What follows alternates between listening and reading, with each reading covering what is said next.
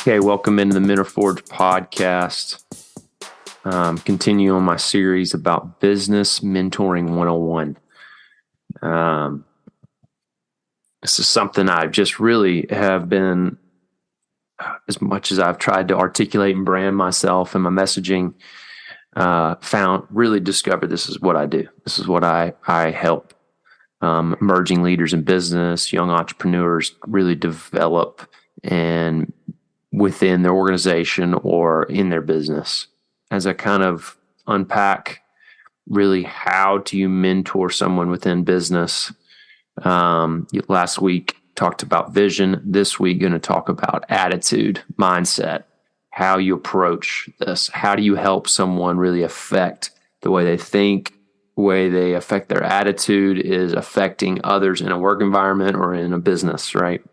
So let me start with this. So 43% of men feel like they need to hide their true selves at work. And that's compared to 34% of women.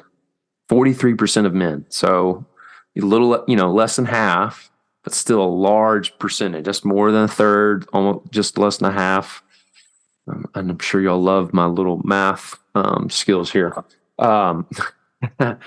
But just trying to paint a picture of just how common this is, that there is when it comes to attitude, the approach is not, hey, I need to probably hold back myself for the benefit of the team, or I probably just need to act in a professional manner. It is literally, I show up and I have to withhold who I am because I don't want to lose trust.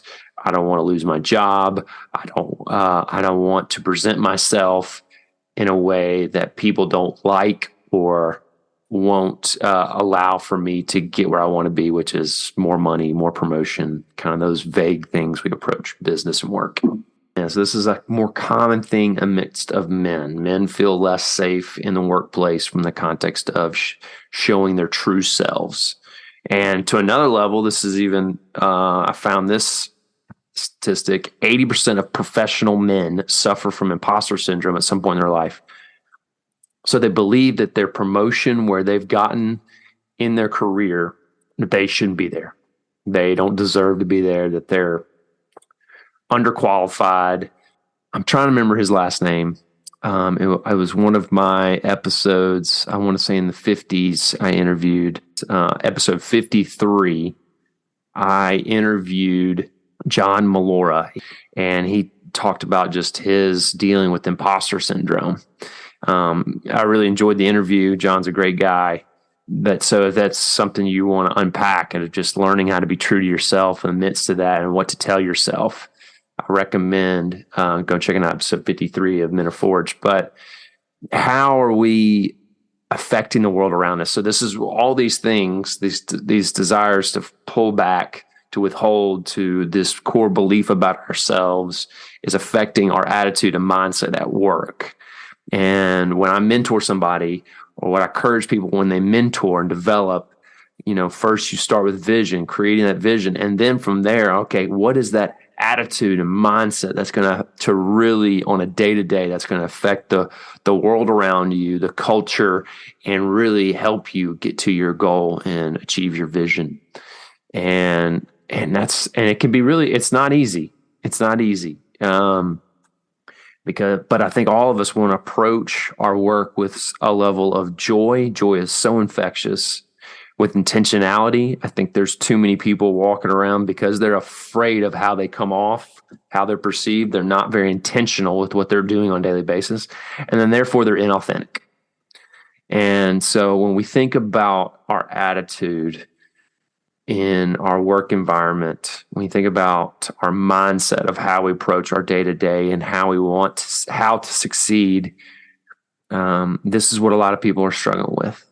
Is I don't want to have a negative interaction. I don't want to have someone have a negative perception of me, so therefore I'll just pull back. Or they pull back because they're afraid of, if they do present themselves, they'll be rejected. Right? People won't like it. And therefore that 100% affects our attitude. So So when we're mentoring someone in a business environment, I think to talk through after you go through the vision, it's like, all right, so what does your day to day look like of making that happen? How do you want to bring out the best in yourself? Because the only way to achieve that vision in a way that's fulfilling is to really be authentic in the midst of going after that. If you're trying to be somebody else to get there, like we talked about last time, is burnout sets in, disappointment. That's not going to feel very fulfilling. But when you're in yourself and you're allowing you to affect the environment around you with joy, with intentionality, with excitement, authenticity in your environment, what can happen? So I think we always, when we mentor, we got to ask that question: how are you going to affect the world around you? How do you want your imprint when people interact with you? What do you want them to experience? And is that consistent with who you are? I think that's where we gotta meet. I think, I'm a pretty goofy, gregarious guy sometimes. And I can't always expect somebody to respond that way. There's personalities that have a different interaction in especially social or work environments. But am I presenting that self and giving people opportunity to know that, whether they're even to the point of rejection, if I'm not even giving people that space to do that. And so this is what's fun about when we mentor somebody is in the debriefing from meetings. I think meetings are really interesting because you can kind of like, what makes you withhold your voice? What makes you withhold an attitude, on a daily basis? Because you can that's a great way to unpack these, why you're withholding yourself. Is it for a good reason for the team, or is it more of a self-preservation thing? And I think that's great when we have mentors within a business world. They can help us kind of unpack that a little bit, because they want to see the best of us, not the best version of someone else that you're trying to portray. So I think we always have to think that, am I presenting myself, or am I trying to present a version of what I think somebody wants? And that's what's great about a mentor within this space, is a mentor can provide that safe space to really understand what is that person. I would say probably my biggest failure in this area and attitude is not wanting to disrupt the status quo in a work environment. So I withhold, I pull back, I present something that I think I want to, what they want, how I'm being perceived, and it doesn't work out. It ends up being, I get to the end of the day, the end of my time there, and I'm just exhausted, worn out, burnout, disappointed, and people are wanting more from me. And you're realizing, by me trying to worry about how they're perceiving, I'm therefore not bringing my best self, but not even my best performance either. So how do we connect when we talk about attitude and mindset? How are we connecting our best self that connects to best performance? Because I'm a firm believer, it is a core belief of mine, when we understand ourselves, know ourselves, when we bring the best version of us, that is the best performer in a work environment. And when you got all those people understanding that dynamic, there's going to be friction, but a lot of times friction creates movement. And when people have that grace and understanding of people trying to figure this out in the midst of work environment, great things can happen. But generally, when we experience, I'm kind of rambling here, but this is another thought that just popped in my head, because this is what ends up happening in a work environment, especially if a leader does this, who doesn't understand the idea of mentorship, is they want to just reproduce themselves. So as long as you want to be like them and operate like them, will be successful.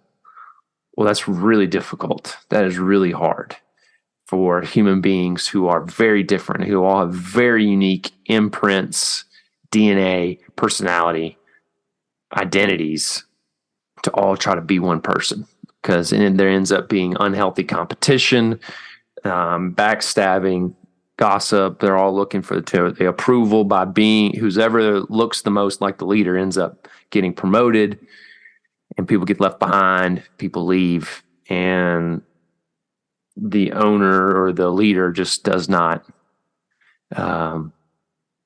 get the best version of people. And there's a lack of authenticity in the work environment. And so really as a leader, are you creating an environment where people can be unique? Because you're also getting different roles with different expertise. So therefore you need different people with different personalities and identities and to fit those roles. So it baffles me sometimes that some leaders want to just reproduce themselves and think that's a mode for success when you've just got so many different types of roles for an organization to grow and really become a more successful business, company, organization. Okay. Yeah. Thank you for listening today. Any comments, questions, please feel to reach out. The link should be in the description, and I'll see y'all next week.